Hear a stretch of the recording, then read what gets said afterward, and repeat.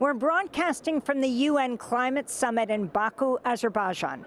We begin today's show with Colombia's Minister of Environment, Susana Muhamad, who's held the position since 2022 when the government of the President Gustavo Petro took office. Muhamad is Colombia's lead climate negotiator here at COP29. I asked for her response to Donald Trump's re-election. If you could talk about the significance of Donald Trump being re-elected president in the United States. He says he will once again pull out of the Paris Climate Agreement. Yes, it is absolutely a disaster for global climate because, of course, you know, the U.S. is one of the big emitters in the world and has a big responsibility. So far, if the U.S. pulls out, I think there's two consequences. One, it will create a vacuum for other countries to take its place, and I see, for example, China very committed to multilateralism and ready to hopefully step in. But secondly, something that is it would be a big deal because China is now the largest polluter. I mean, U.S. is historically. Yes, exactly, historically, and but in any case, are the countries that have more economic capacity and commitment for starting the decarbonization first and bringing emissions down globally. I mean, if China and the U.S. don't do anything on this, we can all do a lot, but the problem will not be solved. Now, secondly, I think we have to reflect further, and it's because this trend of the far right coming to power is not only in the US. We have seen that happening in Europe. We have seen that in Latin America. Actually, the Argentinian government pulled out also the delegation. And what is the deeper reflection? That these transitions have to take into account the most vulnerable people in the planet. The people have to feel that this ecological and economic transition will improve their quality of life. So far, we are not doing that because we are still in this liberal economy, playing the same rules of the game, neoliberalism. And what's happening is that masses of population are just left behind. And that's the perfect condition for right-wing populists to come and put environment against the people, which is actually an environmental and a social disaster. And to sell that actually fossil fuels and the old way of development is the answer, which actually is a total trap because what it has created is a lot of inequality, as we know. So the call Colombia is also making here is that the just transition is not a game, that the finance needs to come also to developing countries, and then everywhere we have to put the most vulnerable people and the people that are on the front line of climate change for inclusion. Otherwise, we actually create the risk of political backlash on climate, as we are actually seeing. Were you shocked when Trump won? It is a big call. It's a big call of progressives everywhere that neoliberal economics is actually creating a bigger monster, and that we have to create an alternative model that really includes and improves the quality of life of the most vulnerable. That was Colombia's Minister of Environment, chair of the UN climate delegation for Colombia here in Baku, Azerbaijan for COP29. I also had a chance to sit down with Susana Muhamad for an in-depth interview to look at how Colombia President Gustavo Petro's administration has made climate issues central to its agenda. Colombia's Vice President, Francia Marquez, is a long-time Afro-Colombian environmentalist who's long fought for the protection of land and natural resources, while President Petro has halted the approval of new oil drilling projects and has vowed to phase out fossil fuels in Colombia, the oil-rich nation. The Petro administration has also led efforts to fight deforestation in the Amazon rainforest. Last year, Colombia became the first major fossil fuel-producing nation to join the Fossil Fuel Non-Proliferation Treaty Coalition, setting a path toward an ambitious energy transition. Colombia has also just hosted the UN Biodiversity Summit, known as COP16, in the city of Cali. The summit concluded earlier this month without a much sought-after agreement on funding by wealthy countries, but some good news emerged from the summit as well, concluding a measure establishing a permanent indigenous consulting body at the UN to weigh in on conservation issues. This all comes as Colombia earlier this year banned all coal exports to Israel over its devastating war on Gaza. Colombia is the world's 6th largest coal exporter. Minister Muhamad was born in the Colombian capital of Bogota as of Palestinian descent. I began by asking her thoughts on the status of this year's climate negotiations here in Baku so far. We are in a very difficult discussion, a very difficult negotiation. We are seeing two trends. Right now, the whole negotiation is up in the air. We don't have concrete text, and it has gone now to the political level. One of the trends is actually the initiative of some countries to come backwards from the decisions made in Dubai 1 year ago, especially on the issue of transitioning away from fossil fuels.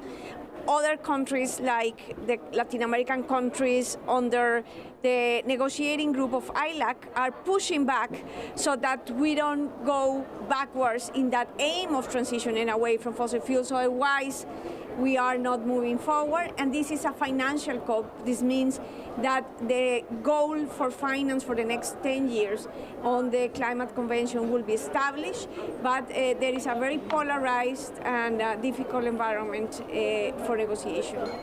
So talk about Colombia's stance. I mean, even the fact that it's the first oil country to join the fossil-free treaty.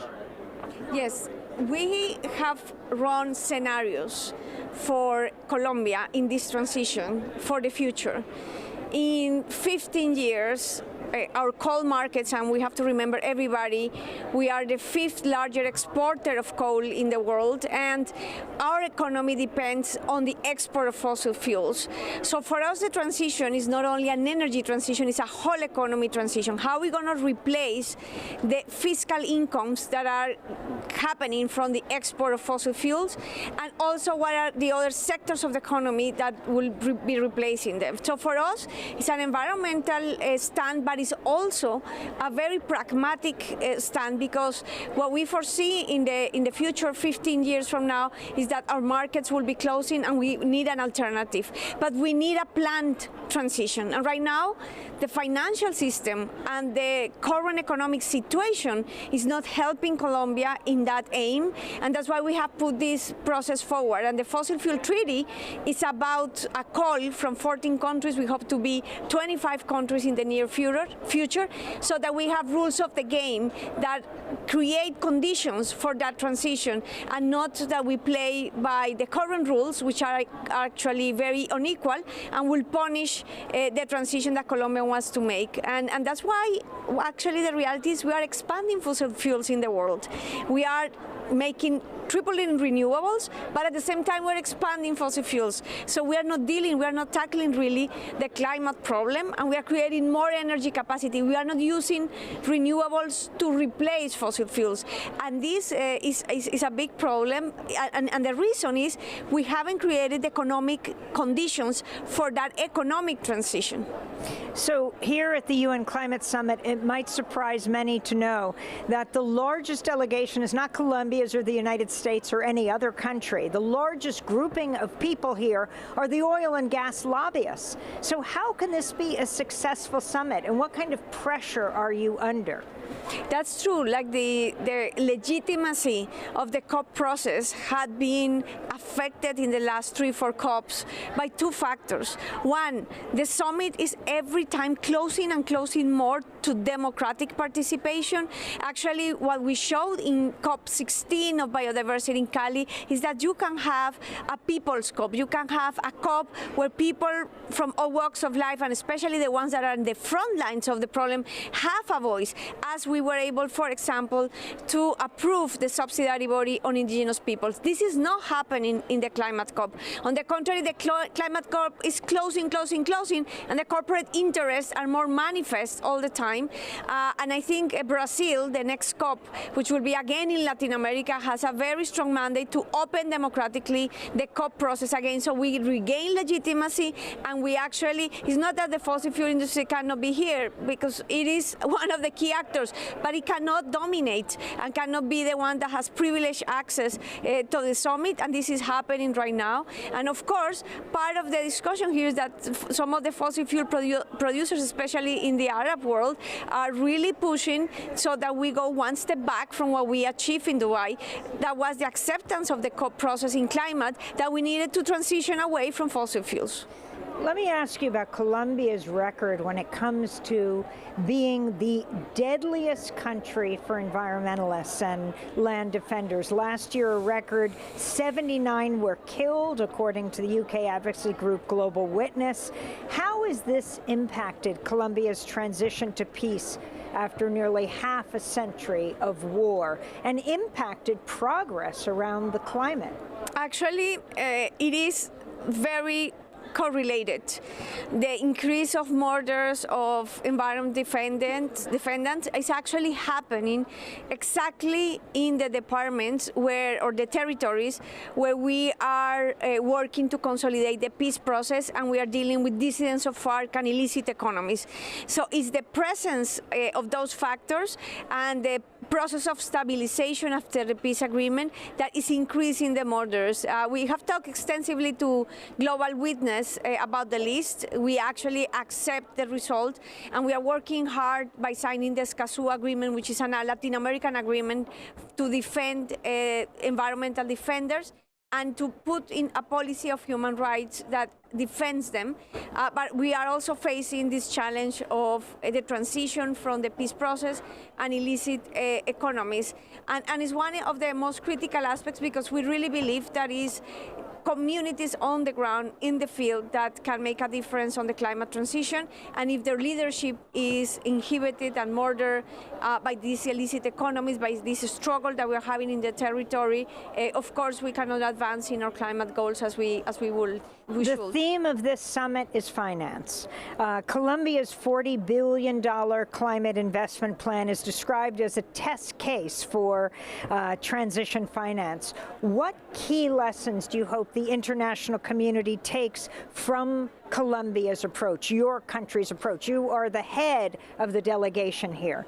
Yes, we are putting forward something that we call no excuse plan, because many people say countries don't have the capacity, developing countries cannot access finance. We have the capacity to put this plan. We have a plan and a strategic vision of how to empower other economic sectors to replace oil and gas. We are doing the hard work of internal consultations with all the sectors. We are putting the numbers together. Now we want the international community to step in, because we're very clear. The Colombian government, the Colombian society, a critical mass of it is ready to put its part, but we cannot do this alone. We cannot be fair in doing this climate action with access to capital at 10%, when in developed countries have access to capital to 1%, when we are almost about to lose our investment qualification, risk qualification. And we are a highly indebted country, but we are not standing still and saying, oh, because of these conditions we cannot do the transition. On the opposite, we're very proactive. We have strategic vision. We know that this climate transition can be also an economic opportunity for the country, but we are putting all this so that international finance step in and create the condition, and we can show that a country that is in this situation can make a fair and just transition and actually can contribute to climate at the same time. Now, I wanted to ask you, Susana Muhamad, you were born in Bogota, Colombia, Colombian of Palestinian descent.